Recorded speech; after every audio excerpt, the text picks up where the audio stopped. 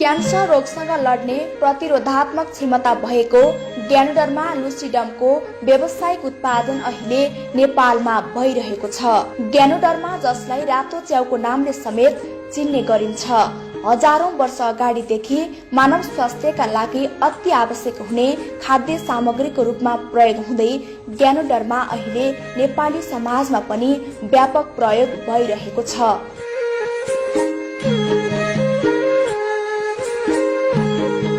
ग्यानोडर्माका धेरै प्रजातिहरू विश्वमा पत्ता लागिसकेका छन्। रातो च्याउ अर्थात् ग्यानोडर्माका विभिन्न प्रजातिहरू मध्ये ग्यानोडर्मा लुसिडम पनि एक प्रजाति हो र यो सबैभन्दा उत्तम प्रजातिमा पर्दछ। विश्वमा हालसम्म अनुसन्धान गर्दा 38,000 भन्दा बढी किसिमको च्याउका प्रजातिहरू पत्ता लागेकोमा रातो च्याउ अर्थात् ग्यानोडर्मा एक मुख्य च्याउको प्रजाति हो।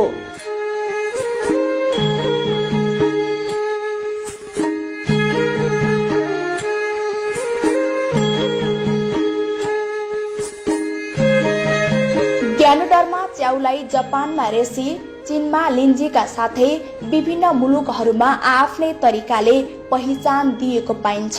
पोलिपोलेसी परिवारको सदस्य भित्र पर्ने ग्यानोडर्मा बार्सिडियोमा लामेला नभएको ढुसी प्रजातिको बिरुवा हो। प्राकृतिक रूपमा रेसी पाउन ज्यादै मेहनत गर्नुपर्ने भएकाले विश्वका विभिन्न मुलुकहरूमा ग्यानोडर्मा वा रातो च्याउको खेती गरिएको पाइन्छ र त्यसमध्ये नेपाल पनि एक हो।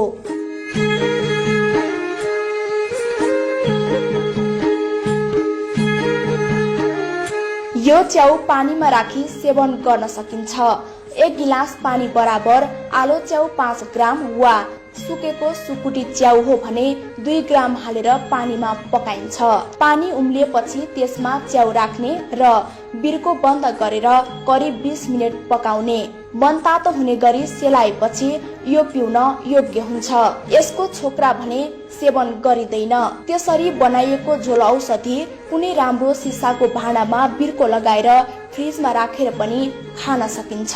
त्यसरी राखिएको औषधि खाने बेलामा मनतातो बनाएर खानु उपयुक्त हुने विज्ञहरू बताउँछन्।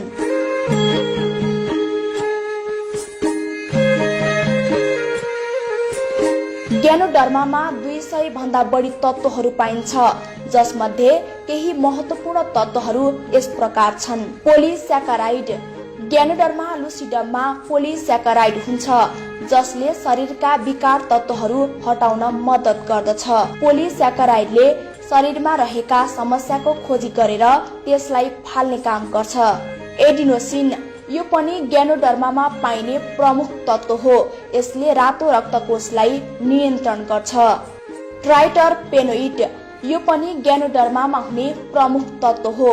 शरीरमा भएका खराब तत्त्वहरू फालेपछि यसले बाँकी रहेका तन्तुलाई बलियो बनाउनुका साथै पाचन प्रक्रिया मजबुत बनाउने काम गर्छ।